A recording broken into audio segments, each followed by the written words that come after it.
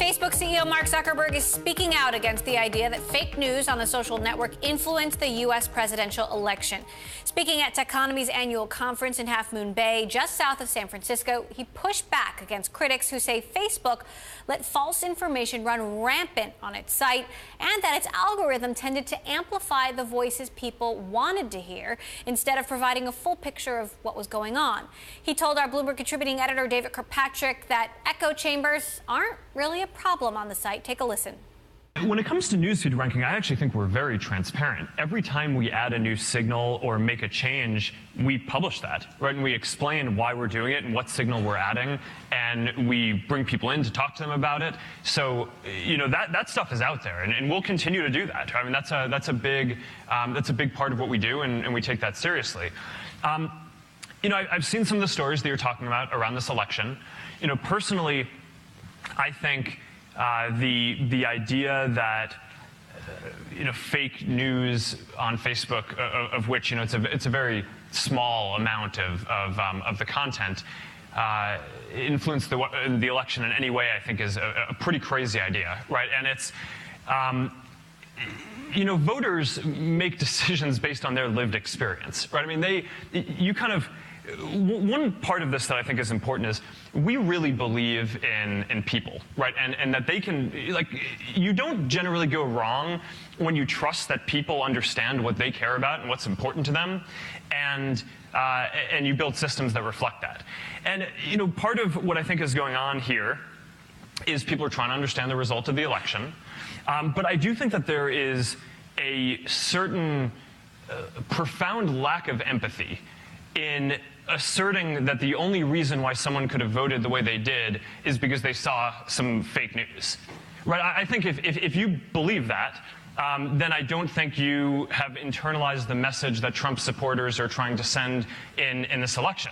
And which is what? What would you say? Well, let me finish on this for a second. You know, and the quickest way to, I think, refute the fact that this surely had no impact is, you know, why would you think that there would be fake news on one side but not on the other? Yeah. Right? So, I mean, we study this. We know that it's a very small volume of anything. You know, hoaxes aren't new on Facebook, right? I mean, it's, you know, there have been hoaxes on the internet. There were hoaxes before, and we do our best to make it so that people can report that. And so that we can, as I said before, show people the most meaningful content that we can. But, you know, I think that the idea that that had any impact in the election is, well, I actually don't disagree with you on that, although it's interesting, several of the tech journalists who happen to be here today specifically mention it as something that's of concern to them right now, so I think they'll be glad you commented on it. But what about the idea of the filter bubble, which is a bigger concept that I think is one that people talk about all the time? I mean, I am something of a Facebook expert, as you know, and I'm often talking to people about Facebook, and I can't tell you how often they want to talk about this idea that they believe passionately that somehow it's distorting the way the world works. Well, look, I mean, we've studied this a lot because, I mean, you can imagine I really care about this, right? I want what we do to have a good impact on the world. I want people to have a diversity of information. So, you know, this is why we study this stuff to make sure we're having that positive impact. And for whatever reason, you know, so all the research that we have suggests that this isn't really a problem. And I can go into that in a second. But for whatever reason, we've had a really hard time getting that out. But here's the historical analogy that I think is useful on this. If you go back, you know, 20 years and look at the media landscape, there were a few major TV networks, right? In any given local area, there were a few major newspapers that each had an editorial opinion. And those were your opinions, right? That you basically, you got all your news filtered through that. That's now the opinions you received from the media. Through that. Now, you know, regardless of what leaning you have on Facebook politically or what your background is, all the research would show that, you know, almost everyone has some friends who are on the other side. Right, so even if 90% of your friends, even if you're a Democrat and 90% of your friends are Democrats, you probably have 10% of your friends are Republicans. That's what your research has found? Absolutely. Yeah. Right, and you know, even if you live in some state or some country, you're going to know some people who live in another state or another city or another country.